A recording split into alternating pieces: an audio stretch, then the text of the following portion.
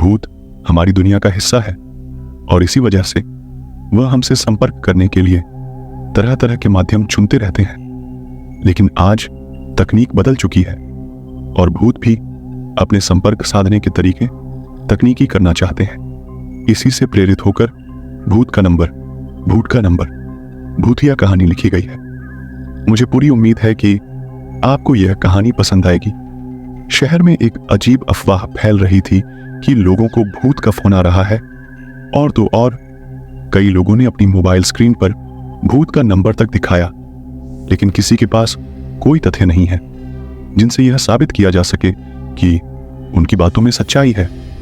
लेकिन जब तक यह केवल मजाक तक सीमित था, तब तक तो लोग इसे हल्के में ले रहे थे।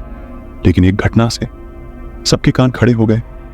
एक दिन एक व्यक्ति मोबाइल में बात करते हुए अपने बिल्डिंग की छत से कूद जाता है और नीचे गिरते ही उसकी मौत हो जाती है।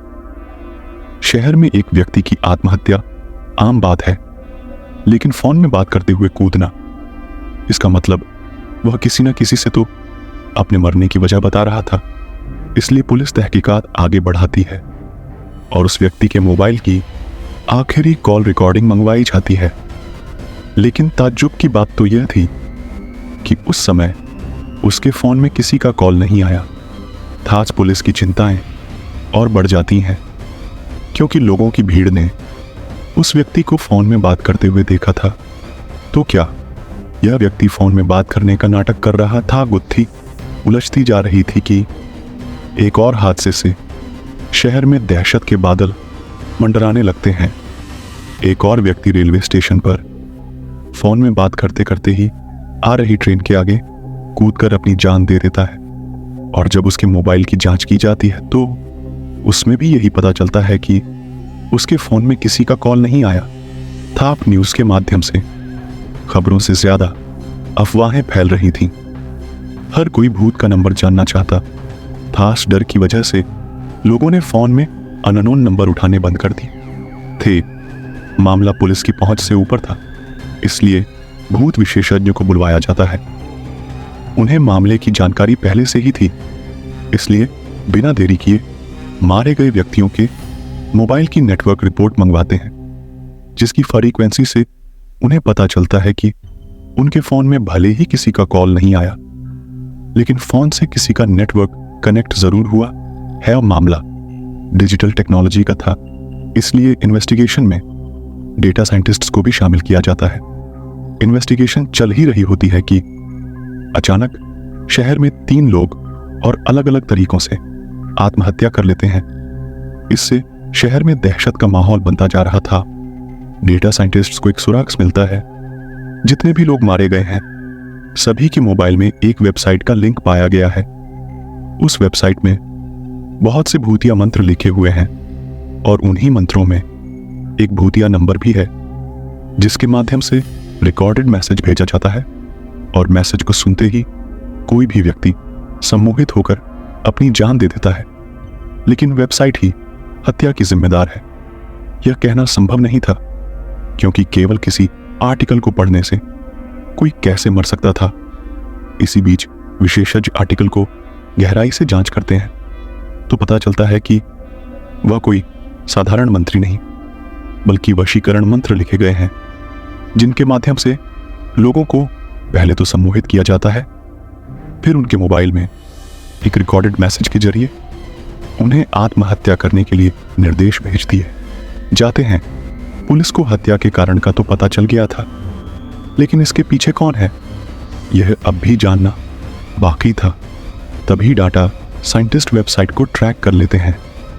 यह एक कॉलेज का हॉस्टल था। इस वेबसाइट की लोकेशन का पता चलते ही पुलिस हॉस्टल के कमरे को घेर लेती है और उस लड़के को गिरफ्तार कर लिया जाता है, जिसके कंप्यूटर से यह वेबसाइट चलाई जा रही थी। लड़के के कमरे में बहुत से कॉकरोच, कीड़े मकोड़े और मरे हुए चूहे डले हुए थे। वह किसी जानवर की तरह उस कमरे में रह रहा था। दरअसल उसे देखने से ऐसा लग रहा था कि उसकी मानसिक हालत ठीक नहीं है। हॉस्टल में पुलिस को देख मैनेजमेंट के कर्मचारी भी पहुंच जाते हैं, लेकिन उन्हें अंदाजा भी नहीं होता कि इस कमरे में कोई रहता है, क्योंकि यह कमरा तो पिछले 2-3 महीनों से खुला ही नहीं था। लड़के को पूछताछ के लिए थाने लाया जाता है। लड़के का बर्ताव बहुत डरावना था। वह आसपास के लोगों को खरोंचने को दौड़ रहा था। बड़ी मुश्किल से पुलिस उसे काबू करते हुए कुर्सी से बांध देती है। पुलिस ऑफिसर उससे एक एक करके कई सवाल पूछते हैं, लेकिन वह उनके किसी भी सवाल का जवाब नहीं देता। पुलिस ऑफिसर थोड़ा सख्ती से पूछताछ करने का प्रयास करते हैं, लेकिन वह कोई प्रतिक्रिया नहीं देता। पुलिस ऑफिसर भूत विशेषज्ञ को लड़के से पूछताछ करने को कहते हैं। भूत विशेषज्ञ को पहले ही पता था कि वह लड़का साधारण स्वभाव का नहीं है। पक्का किसी प्रेतात्मा ने उसके ऊपर कब्जा किया है। भूत विशेषज्ञ अपने यंत्रों से लड़के को अपने काबू में करते हैं और उसे एक एक करके सवाल पूछना शुरू कर देते हैं। लड़का जोरदार आवाज में जवाब देता है और 1 घंटे की पूछताछ के बाद पता चलता है कि उसके अंदर उसी के दोस्त का भूत आ चुका है, जिसने 3 महीने पहले आत्महत्या की थी। दरअसल वह मानसिक तनाव से गुजर रहा था, जिस वजह से उसने मौत को गले लगा लिया।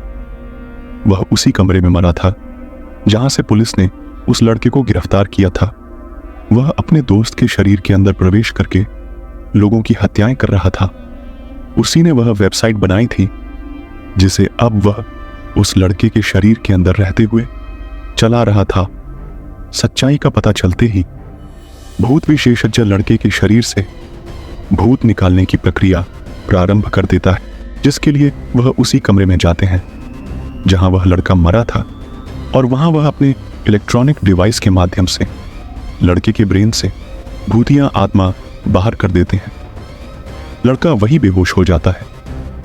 12 घंटे तक बेहोश रहने के बाद जब उसे होश आता है तो वह धीरे धीरे सामान्य होने लगता है। डाटा साइंटिस्ट वेबसाइट को अब डिलीट कर चुके थे। लड़के को निर्दोष पाया जाता है। उसे मानसिक बीमार घोषित किया जाता है और उसे इलाज के लिए अस्पताल में भर्ती कराया जाता है। पुलिस जुर्म के नए अध्याय को समझ चुकी थी।